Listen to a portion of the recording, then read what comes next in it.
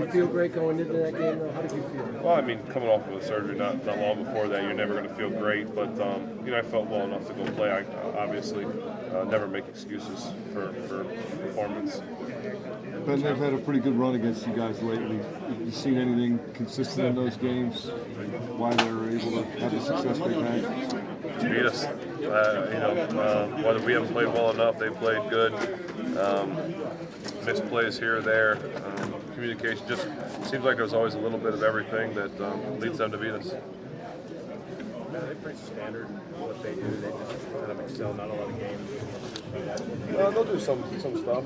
They'll throw some different looks at you, try and confuse you. But they'll just try and flat out beat you too, and that's what they're really good at. And Antonio said they were triple last time. If they're doing that and they're stopping Bell, can that leave somebody open? You would think so. They always have guys. We're used to teams having at least one, sometimes two, and maybe a third guy keeping an eye on AB. So we need other guys to step up and be big this week for sure. Do you feel better about your running game than the first time you guys played them? Me personally running, yes. I feel my knee is a lot better than it was last time, so my running game should be better. What about like handing it off?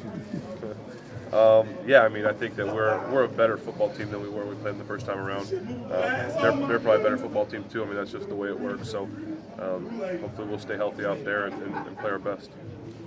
What's been the key to your reduced sack totals the last year or The so? O-line? Yeah. Anything you're doing differently, or? Nope, they're just that good. How good is Jimmy Smith? Really good. Solid, really solid corner that is a veteran guy that not only reads things, sees it, is physical, can get his hands on you, can run with you. I mean, he's a combination of size and speed. He's a very dynamic quarterback. And what is it about this matchup that seems to bring out the best in each other? I mean, these games are always so close. AFC North, it seems to always be for something. It seems to be a primetime game. Whatever it might be, it just seems like it's one of those weeks. And what was your reaction when you found out about the Pro Bowl? Humbled, honored, happy for the rest of my teammates, especially my linemen. Would you take this scenario if it's offered in September? You got one game to win it. Yeah, I mean, you'd like it not to have to come down to it, but if it is, who better than to play the Ravens at home on Christmas? I mean, I would assume that this is what the NFL wanted. Was the run effective to win this game? Well, it helps.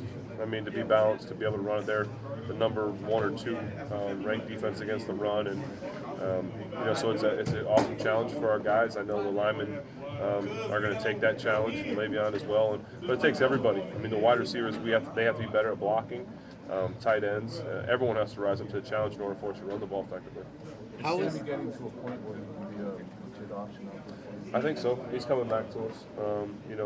It's not easy to have those finger issues as a wide receiver, and you've really seen him play well in special teams and start to really do some more on offense. And I'll just keep challenging him to come back and be the best he can be and help us offensively. How is Ladarius' growth in the being able to play different sets with or without Jesse helped you guys as a whole in the streak he's been back for? Well, he's a weapon.